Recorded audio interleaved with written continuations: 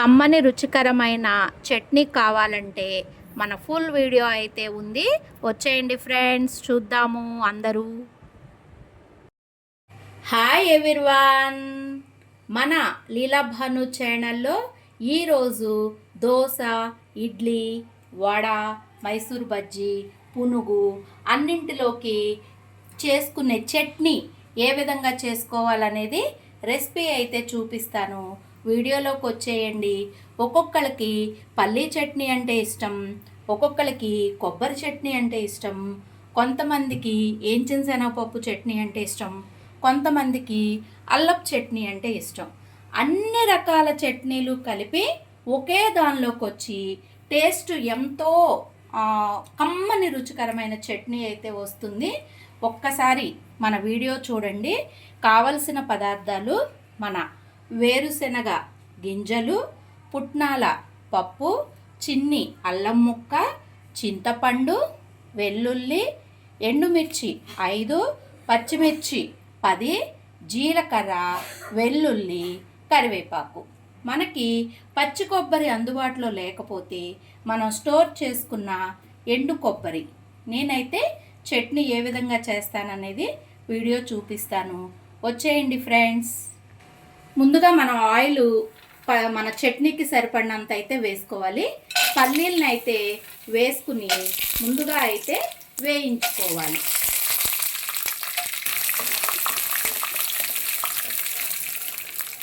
పల్లీలు 2 రకాలుగా ఉన్నాయి అనుకోకండి. ఒకటి కొత్త పల్లీలు, 2 పాత పల్లీలు.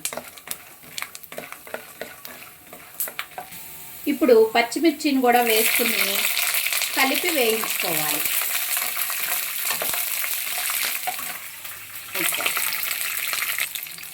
చిన్ని అల్లం ముక్క కూడా వేయించుకోవాలి. అలాగే మన ఎండుమిర్చి కూడా, పచ్చిమిర్చి సగం వేయించుకున్నాక ఎండుమిర్చిని కూడా వేసుకోవాలి.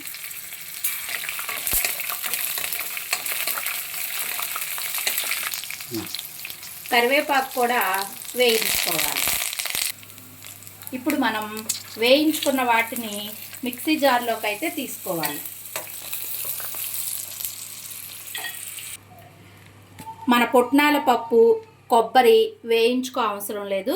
జీలకర్ర, వెల్లుల్లి, చింతపండు రెమ్మలు కూడా వేసుకుని మనమైతే చట్నీకి సరిపడినంత సాల్ట్ని అయితే యాడ్ చేసుకోవాలి. సాల్ట్ అయితే వేసుకోవాలి. మనం చూసారండి, చక్కగా మనం చట్నీ అయితే ఈ విధంగా అయితే ప్రిపేర్ చేసుకోవాలి. మరీ జావుగా కాదు, మరీ గట్టిగా కాదు. ఈ విధంగా చట్నీ చేసుకుని మనమైతే తాలింపు అయితే వేసుకోవాలి. మనం తాలింపు అయితే దంచిన 2 వెల్లుల్లి రెమ్మలు, ఎండుమిర్చి, పచ్చిశనగపప్పు, సాయమినపప్పు, ఆవాలు, అలాగే కొంచెం కరివేపాకు అయితే వేసుకుని తాలింపు అయితే వేసుకోవాలి.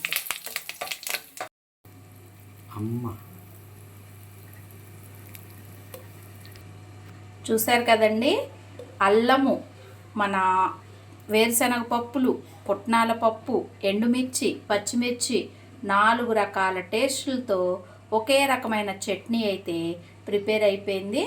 ఈ విధంగా తాలింపు వేసుకుని మన దోశ, వడ, ఇడ్లీ, మన మైసూర్ బజ్జీ ఏ టిఫిన్లోకైనా సరే కమ్మగా ఉండే రుచికరమైన చట్నీ అయితే ప్రిపేర్ అయిపోయింది. చాలా టేస్ట్గా ఉంటుంది. నేను చూపించిన విధంగా మీరు ఒక్కసారి అయితే ట్రై చేయండి. ఎంతో కమ్మని చట్నీ అయితే రెడీ అయినట్లే. ఈ చట్నీ తింటే వదిలిపెట్టలేనంత టేస్ట్గా అయితే ఉంటుంది. చూసారు కదండి, చక్కగా వేడి వేడి ఇడ్లీ, మన పుట్నాల కారపొడి, అన్ని రకాలు కలిసిన మన చట్నీ. ఇప్పుడైతే మనం చక్కగా ఇడ్లీ మీద కొంచెం ఇలా నెయ్యి వేసుకుని మన చట్నీ నంచుకుంటే కమ్మని రుచికరమైన టిఫిన్ అయితే రెడీ అయినట్లే. చూడండి, చట్నీ ఎంత టేస్ట్గా, ఎంత బాగుంటుందంటే ఒక్కసారి మీరందరూ కూడా ఈ విధంగా ప్రిపేర్ చేసుకుని మన లీలాభాను ఛానల్ అయితే కామెంట్ పెట్టండి. మన లీలాభాను ఛానల్ని సబ్స్క్రైబ్ చేసుకోండి.